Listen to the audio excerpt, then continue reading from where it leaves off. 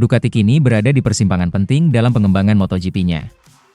Banyak suara, mulai dari mantan kru senior hingga komentator teknis, menyoroti sebuah dilema kunci. Bagaimana merancang motor yang bisa optimal untuk pebalap utama seperti Francesco, Pecco, Bagnaia dan Marc Marquez, tanpa mengurangi keunggulan dan rasa percaya diri yang dimiliki Alex Marquez. 1. Latar belakang masalah. Performa Bagnaia tertekan. Bagnaia selama ini dikenal sangat sensitif terhadap karakter motor Ducati.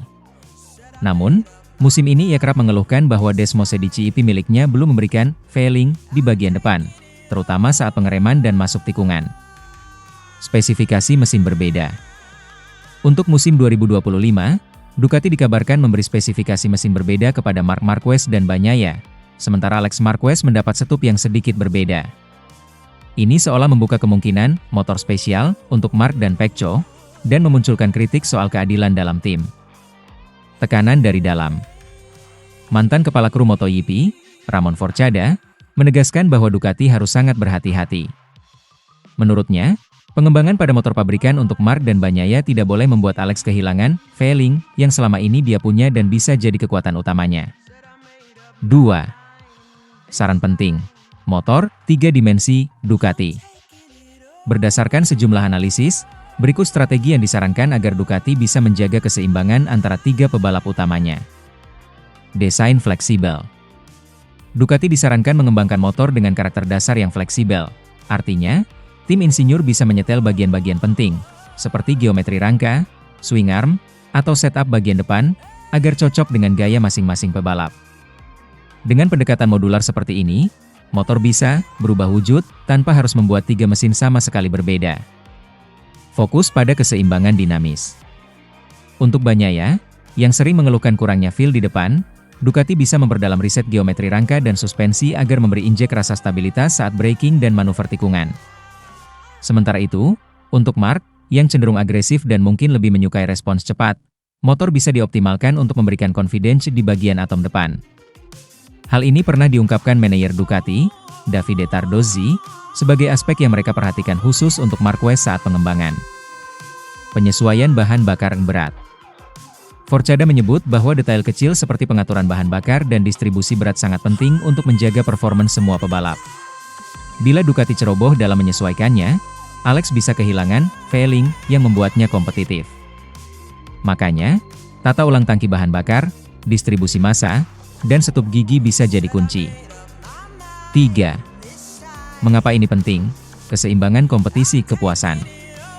Persaingan internal tanpa konflik berat. Dengan motor yang adil tapi fleksibel, Ducati bisa menjaga kompetisi sehat antara Bagnaia dan Marquez. Keduanya punya potensi besar dan butuh kepercayaan atas mesin mereka agar maksimal di lintasan. Melindungi motivasi Alex Marquez. Alex tampil sangat kuat di tim satelit, dan kepercayaan dirinya jadi salah satu aset terpenting. Jika Ducati mengabaikan itu, ada risiko dia tertekan atau performanya menurun. Dorongan agar Ducati adil dalam pengembangan motor adalah panggilan agar Alex tetap merasa didukung dan dihargai. Pengembangan jangka panjang. Jika Ducati bisa membangun platform motor yang adaptif dan modular, ini bukan hanya membantu musim ini, tetapi juga menyiapkan dasar teknis untuk evolusi masa depan.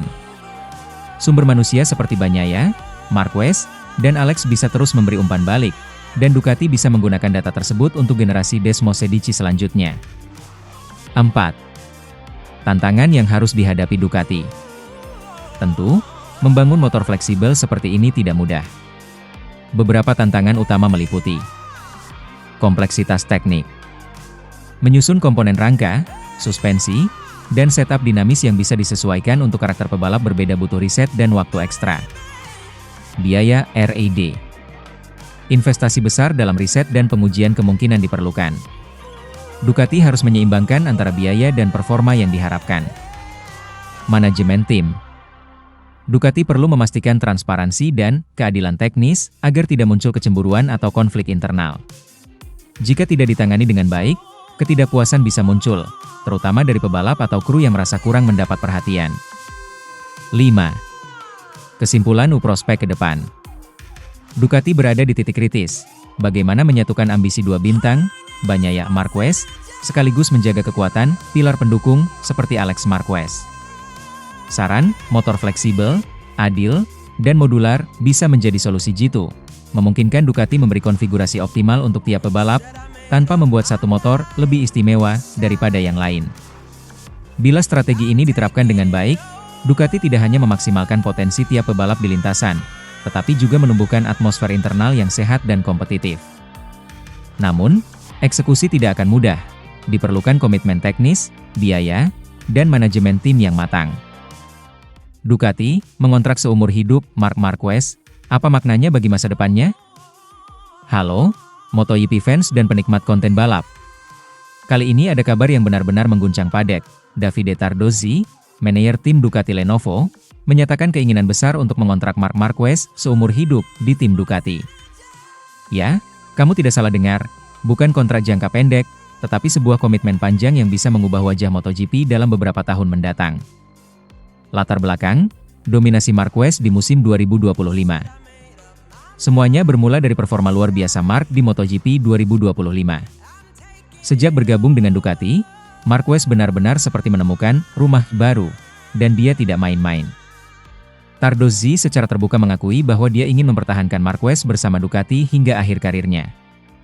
Menurut Tardozzi, ketika Marquez berada dalam kondisi fisik terbaik, dia adalah salah satu dari 5 pembalap terhebat dalam sejarah 75 tahun MotoGP. Itu pujian besar dari seseorang yang memahami betul dunia balap dan seluk-beluk tim pabrik. Mengapa kontrak seumur hidup? Keyakinan tim. Tardozzi tampak sangat yakin bahwa Marquez bukan sekadar pembalap berbakat, dia adalah senjata jangka panjang Ducati. Dengan performanya yang konsisten, Ducati melihat potensi untuk membangun kemitraan yang stabil dan saling menguntungkan. Stabilitas dan loyalitas. Dalam dunia MotoGP yang sangat kompetitif, menjaga rider top seperti Marquez berarti Ducati bisa menghindari siklus penggantian pembalap setiap beberapa musim. Jika Marquez benar-benar diikat secara emosional dan profesional, Ducati akan punya landasan stabil untuk terus bersaing di level tertinggi. Warisan dan strategi jangka panjang. Sebuah kontrak seumur hidup bukan hanya soal musim sekarang, tetapi soal bagaimana Ducati membangun warisan, juara, reputasi, dan bahkan identitas tim. Marquez sebagai wajah jangka panjang bisa jadi bagian dari mimpi besar Ducati untuk mendominasi MotoGP bukan hanya sekarang, tetapi juga di masa depan. Tantangan dan risiko besar. Tentu saja, menyatakan keinginan seumur hidup tidak semudah itu. Ada banyak faktor yang bisa menghambat. 1. Cedera. Karir Marquez sebelumnya dihantui cedera berat. Baru-baru ini, Tardozzi sendiri mengonfirmasi bahwa Marquez mengalami cedera pada bahu kanannya. Risiko kesehatan dalam balap sangat besar, dan komitmen jangka panjang berarti Ducati harus siap menghadapi kemungkinan absen atau performa menurun. 2. Kontrak saat ini. Saat ini, kontrak Marquez dengan Ducati masih berlangsung hingga akhir musim 2026. Jadi untuk mewujudkan kontrak seumur hidup, Ducati harus mulai merancang kesepakatan baru jauh sebelum kontrak saat ini berakhir. 3. Persaingan internal. Di dalam tim Ducati sendiri, Marquez bukan satu-satunya bintang. Ada Pecco Bagnaia, rekan setimnya, yang juga punya ambisi besar dan dukungan pabrikan. Hubungan antara pembalap, manajer tim, dan struktur tim harus dikelola dengan sangat hati-hati agar stabilitas jangka panjang tetap terjaga. 4. Tekanan dari rival. Jika Ducati benar-benar menahan Marquez untuk selamanya, rival tim, dan rival Marquez secara pribadi, akan makin termotivasi. Tim lain akan merancang strategi untuk menantang dominasi Ducati yang berpotensi semakin kokoh. Respon Tardozzi dan Marquez. Tardozzi tampil sebagai sosok yang sangat tulus dalam keyakinannya terhadap Marquez. Dalam beberapa wawancara, dia menyebut keinginannya agar Marquez tetap di Ducati sampai pensiun sebagai sesuatu yang sangat penting, dan bukan sekadar harapan basa-basi. Di sisi Marquez, meskipun belum ada konfirmasi kontrak resmi seumur hidup, hubungan dengan Ducati memang menunjukkan dinamika yang positif. Dia tampil dominan, dan Tardozzi pun tampaknya sangat rela memberikan ruang dan dukungan untuk sang juara. Apa arti bagi MotoGP dan fans? Untuk Ducati, jika berhasil, Ducati akan menegaskan posisinya sebagai salah satu pabrikan paling ambisius dan strategis, tidak hanya berburu kemenangan, tetapi membangun kerajaan jangka panjang di MotoGP. Untuk Marquez, ini bisa menjadi rumah akhir karirnya. Setelah melewati masa sulit, termasuk cedera dan transisi dari Honda, memiliki kesepakatan jangka panjang dengan Ducati bisa memberinya stabilitas dan motivasi besar. Untuk fans, penggemar MotoGP akan menyaksikan potensi era baru. Era di mana Marquez dan Ducati mungkin bersama-sama menorehkan rekor, bukan sekadar 1 atau 2 musim, tetapi selama bertahun-tahun. Untuk rival, ini tantangan besar. Tim lain harus merespons strategi Ducati ini, apakah dengan meningkatkan investasi, mencari pembalap muda unggulan, atau memperkuat riset teknis untuk menyaingi kekuatan jangka panjang Ducati Marquez. Ambisi besar, risiko besar, dan masa depan MotoGP. Intinya, keinginan Tardozzi untuk mengontrak Marquez seumur hidup adalah sinyal ambisi besar Ducati. Namun, ambisi itu bukan tanpa risiko. Cedera, kompetisi internal, kontrak lama, dan tekanan rival bisa menjadi batu sandungan. Jika Ducati bisa mewujudkannya, ini bisa jadi salah satu langkah paling berani dan visioner di MotoGP modern, membangun hubungan jangka panjang dengan salah satu pebalap paling ikonik di era kontemporer. Bagi Marquez, ini bukan hanya soal kemenangan, tetapi soal mewariskan jejak di dunia balap.